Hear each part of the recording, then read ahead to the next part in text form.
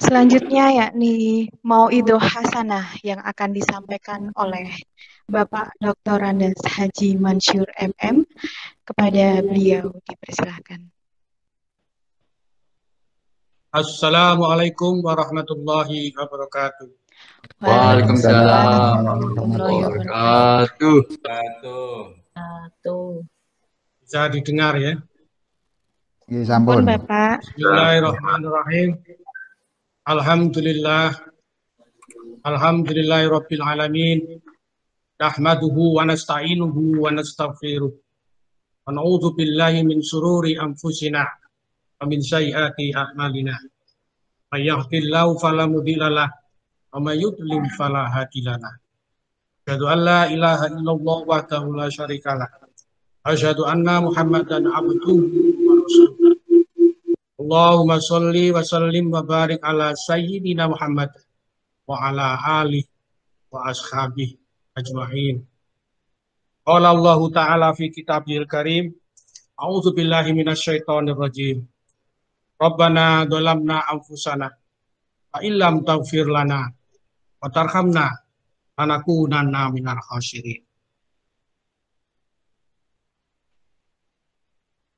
Kepada yang terhormat Ketua Aptis Asosiasi Perpustakaan Perguruan Tinggi Islam Jawa Timur dan kepada semua pengurus yang lainnya yang dirahmati oleh Allah. Pada rekan kami Dewan Penasehat Asosiasi Perpustakaan Perguruan Tinggi Islam yang kami hormati, pada para kepala perpustakaan perguruan tinggi Islam negeri sewilayah Jawa Timur, dan kepada para pustakawan dan pustakawin Provinsi Jawa Timur. Mohon maaf istilah saya, jadi kalau pustakawan itu kan laki-laki, kalau pustakawin itu perempuan. Referensi baru ini. Ya. Itu pertama-tama masuk ensiklopedia. Ya. Pertama-tama marilah kita bersyukur kepada Allah Subhanahu wa taala atas limpahan rahmat, hidayah, inayah dan irodahnya, serta karunia kenikmatan iman, Islam, dan kenikmatan-kenikmatan yang lainnya, yaitu kenikmatan umur panjang dan sehat, sehingga pada saat ini kita bisa berkumpul dengan cara daring. Oleh karena itu, marilah kita niatkan dengan tulus dan ikhlas. Semoga apa yang kita lakukan saat ini akan menjadi nilai tambah di hadapan Allah Subhanahu wa taala sebagai ibadah, dan semoga pula pertemuan ini menjadikan kita nanti bisa berkumpul di surga Allah. Amin. Allahumma. Kedua kalinya, marilah kita berdoa dengan ucapan Allahumma sholli ala sayyidina Muhammad wa ala ali sayyidina Muhammad. Kita suguhkan kepada baginda Rasulullah Muhammad sallallahu alaihi wasallam serta keluarganya, sahabatnya, dan kepada semua penerus perjuangannya. Para pustakawan dan pustakawin yang dirahmati oleh Allah. Ketiga kalinya saya ucapkan minal aidin wal faizin, ulun amin wa antum bi khair. Mohon maaf lahir dan batin. Wake salai. Biasanya tutur-tutur, jadi orang tua itu kadang sing muda, emosi dan lain sebagainya. Karena itu saya mohon maaf kepada semua pengurus Aptis Provinsi Jawa Timur dan kepada para pustakawan dan pustakawin secara langsung. Kami itu juga kesalahan Bapak Ibu dan saudara anak-anak juga, kalau ada kesalahan saya maafkan. Sami Pak Mansur. Sehingga kita menjadi tidak ada dosa dan tidak ada noda di antara kita. Ah, para pustakawan dan pustakawin, saya ucapkan selamat pada rekan dua, yaitu kepada Mbak Umir dan Mbak Ari telah menjadi asesor perpustakaan. Saya doakan mudah-mudahan akan membawa keberkahan bagi dirinya, bagi keluarganya, dan bagi terutama khususnya kepada perpustakaan di wilayah Provinsi Jawa Timur dan kepada yang lainnya. Amin. Amin ya insyaallah. Kepada para pustakawan dan pustakawin ya yang merasa sudah waktunya naik pangkat, saya mohon untuk segera disisipkan. Nah ini Mas Mufid sudah ketawa. Jadi ada beberapa orang yang sudah lama, ya, kita memang harus cerdas. Mohon maaf. Ini saya ulang yang kedua kalinya. Ketika saya berbicara di depan Bapak Ibu pada tahun 16 di lantai 9 UIN Sunan Ampel Surabaya di titik itu saya sampaikan bahwa diri kita itu harus cerdas. Harus cerdas. Jadi kalau pinter saja itu tidak cukup untuk menjadi sukses dalam menjadi pustakawan itu. Karena itu ya, jadi ya mohon maaf kepada rekan-rekan yang merasa sudah waktunya, sudah 5 tahun lebih untuk naik pangkat segera. Kalau memang kesulitan, silakan konsultasi kepada saya terbuka. Terima kasih. Bapak Ibu yang dirahmati Allah, ya, tadi sudah saya sampaikan bahwa intinya halal bihalal ini adalah saling memohon maaf, maafkan. Jadi, kalau saya harus menyampaikan tentang halal bihalal itu rasanya kok tidak pas karena Bapak Ibu semuanya itu adalah kawan dan ada mesti itu bisa membacanya dan buku itu semuanya sudah ada secara keseluruhan yang menguraikan apa itu arti halal bihalal. Alhamdulillah. Bapak Ibu yang dimuliakan oleh Allah, pada dasarnya manusia itu diciptakan oleh Allah tidaklah seperti malaikat dan tidak seperti. Nah, ini sudah mulai materi. Jadi saya mohon kepada Pak Mufid dan yang lainnya sekretaris. Jadi itu mestinya kalau melamar saya untuk menjadi penasehat berbicara di ini, mestinya ada surat permohonan. Kemudian disiapkan juga sertifikat. Nah, nanti materi ini nanti bisa segandakan itu jadi pakan gitu. Nah, ini pikiran yang cerdas. Maksud saya begitu. Disiapkan. Sehingga itu sebagai bukti fisik, jadi begitu. Sebagai bukti fisik saya ketika nanti saya akan mengajukan. Betul. Ya. Jadi begitu. Ini sekaligus pembinaan pada tentang kepustakawanan.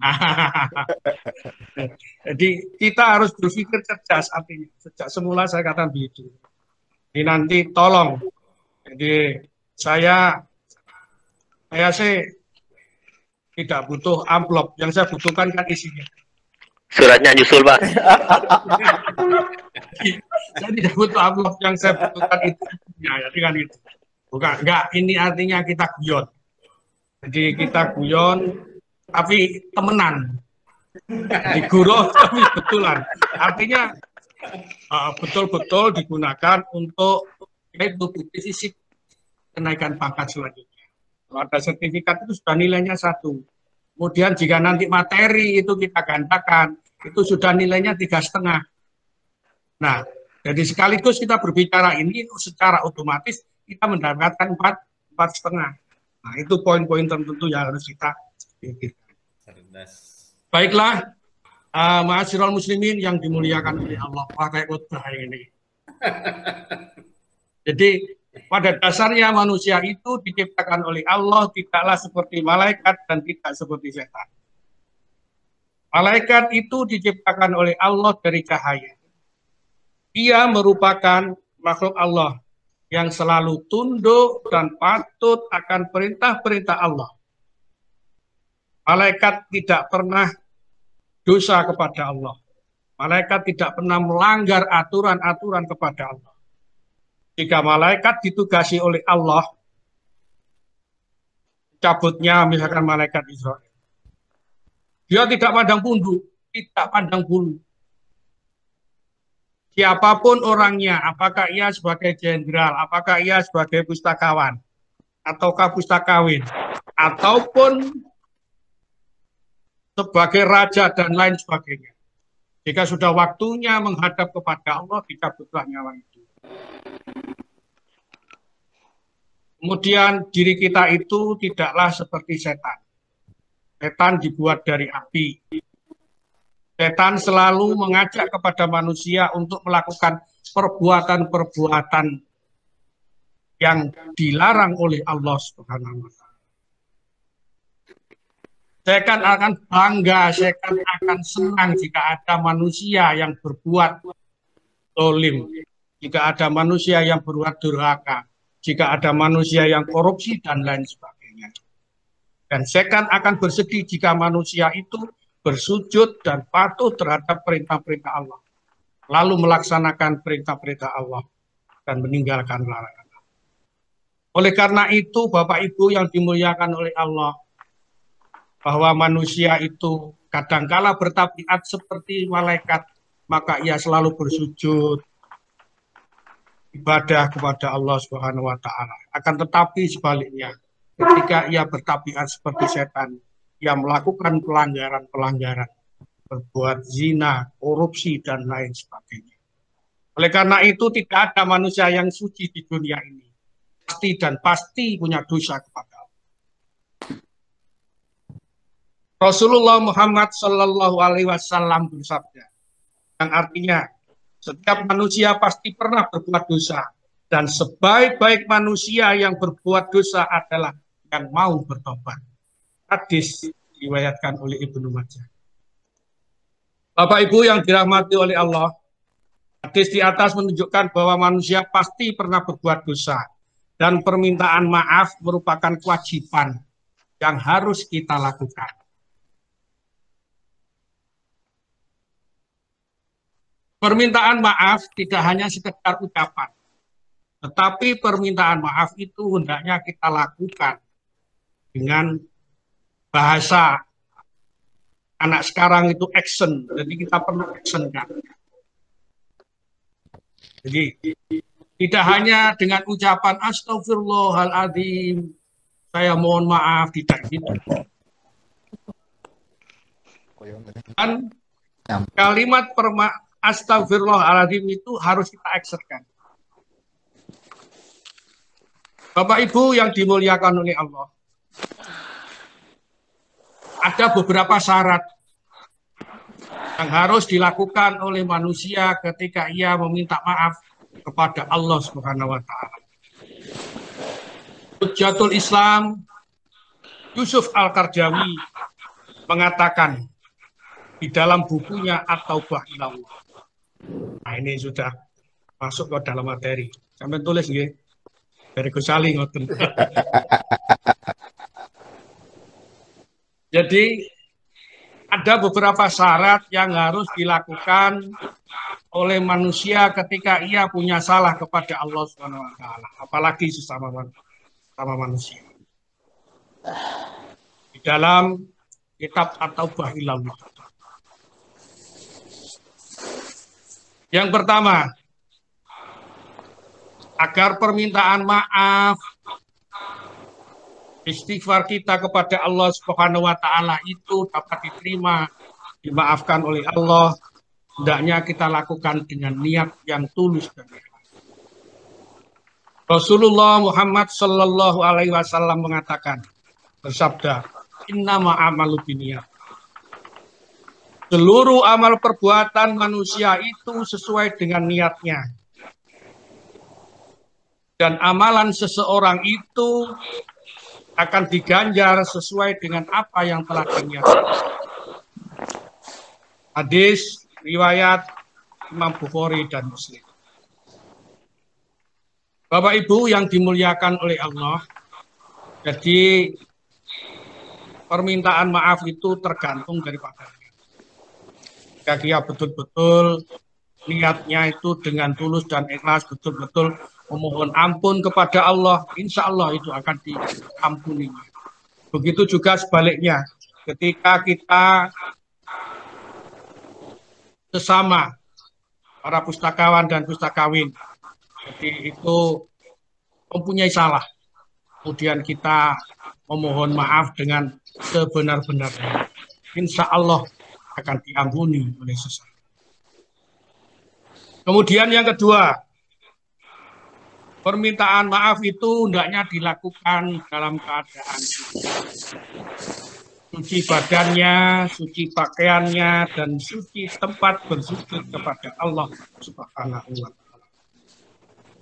Dalam sabdanya Rasulullah Muhammad Sallallahu Alaihi Wasallam bersabda, yang artinya setiap orang yang berbuat dosa, kemudian ia bangun dan bersuci, serta memperbaiki bersucinya, kemudian ia memohon ampun kepada Allah, pasti Allah akan mengampuninya. Hadis riwayat Imam Bukhari. Jadi ini Bapak Ibu ya, saya bacakan artinya saja. Jadi kalau saya bacakan kalimatnya yang asli itu Bapak Ibu nanti bisa dicari bukunya yang asli yaitu At-Taubah Ilallah. Saya kira hampir semua perpustakaan Pitikin Jawa Timur ya begitu. Nah ini PR. Kemudian yang ketiga, permintaan maaf salah kita kepada Allah dan sesamanya itu harusnya ada keselarasan antara hati dengan lisan. Ada keseimbangan antara hati dengan lisannya. Ada kebersamaan antara hati dengan lisan. Jangan sampai lisan kita berbicara mohon maaf ya Allah, astagfirullahaladzim. Akan tetapi di dalam hatinya masih menginginkan perbuatan-perbuatan dolim. Masih menginginkan perbuatan-perbuatan yang dilarang oleh Allah Subhanahu wa Ta'ala. Salah seorang sahabat Rasulullah Muhammad SAW, Ibnu Abbas namanya, ia mengatakan, jika ada orang yang melakukan perbuatan salah dan dosa, kemudian minta ampun kepada Allah, bertaubat kepada Allah, kemudian ia melakukan perbuatan-perbuatan salah yang sama, maka itu sama halnya dengan mengejek pada Allah Subhanahu wa Ta'ala. Nauzubillah, summa nauzubillah. Oleh karena itu, ma'asyiral muslimin yang dimuliakan oleh Allah, para pustakawan dan pustakawin yang diberi kenikmatan oleh Allah Subhanahu wa Ta'ala, ketika kita memohon ampun, ketika kita memohon maaf kepada siapapun, hendaknya antara hati dengan lisannya itu harus betul-betul sama. Lisannya berbicara meminta maaf, hatinya juga demikian. Oleh karena itu, begitu juga jika saya punya salah kepada Bapak Ibu semuanya, dengan cara lisan saya memohon maaf, dan hati saya juga, saya hapus dosa-dosa Bapak Ibu.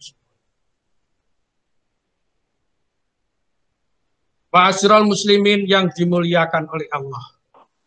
Kemudian, ciri yang keempat, syarat yang keempat, hendaknya permintaan maaf kepada Allah Subhanahu wa Ta'ala khususnya kita lakukan pada waktu malam hari, bersamaan dengan sholat tahajud.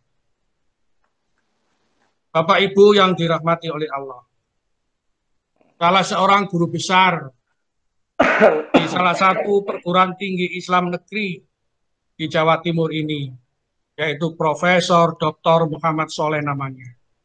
Ia mengatakan, berbagai macam penyakit yang diderita oleh manusia dan berbagai macam problematika hidup yang dialami oleh manusia akan bisa disembuhkan, akan bisa dipecahkan dengan sholat tahajud, yaitu dengan terapi sholat tahajud. Profesor Dr. Muhammad Soleh itu adalah seorang dosen guru besar UIN Sunan Ampel Surabaya. Alamatnya berada di Kediri. Bapak Ibu jika misalnya ada masalah yang mengadu keluarganya ataupun yang lainnya, kita bisa konsultasi. Kita melakukan sholat tahajud bagaimana yang seperti. Dalam hal ini Allah telah berfirman di dalam Al-Qur'anul Karim surat Az-Zariyat ayat 18. A'udzubillahi minasyaitonirrajim. Wabil aksarihum yastaghfirun. Ya artinya di ujung malam mereka memohon ampun kepada Allah Subhanahu wa taala.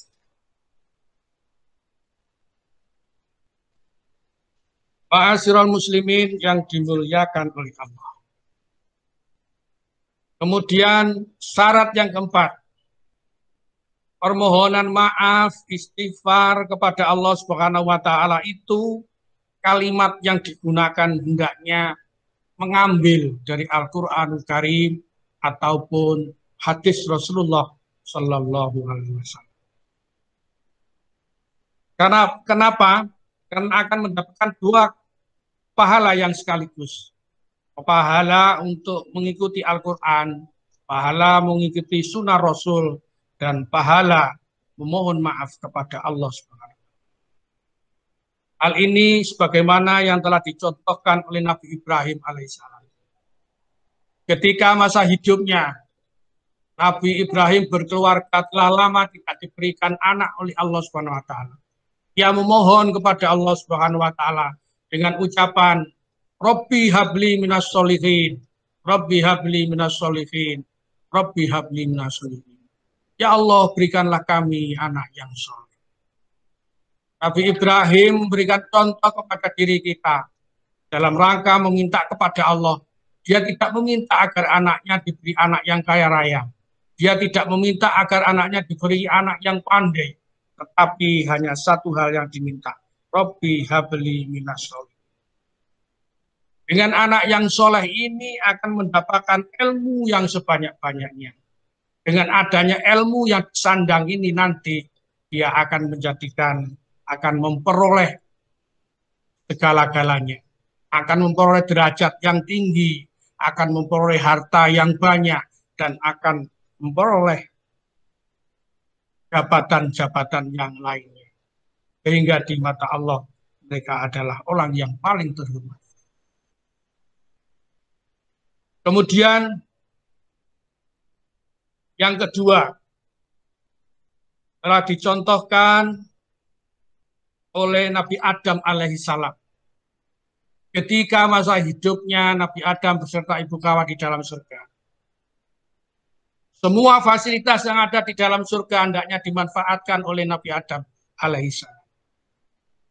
Akan tetapi setelah Nabi Adam beserta ibu Hawa di dalam surga, satu hal yang tidak boleh disentuh dan dimakan, yaitu buah. Kemudian kenapa?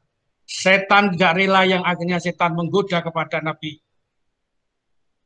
Adam alaihissalam, tidak berhasil kemudian mendekati kepada ibu Hawa, yang akhirnya ibu Hawa terpesona dan kemudian Nabi Adam alaihissalam mengikutinya, yang akhirnya apa yang terjadi?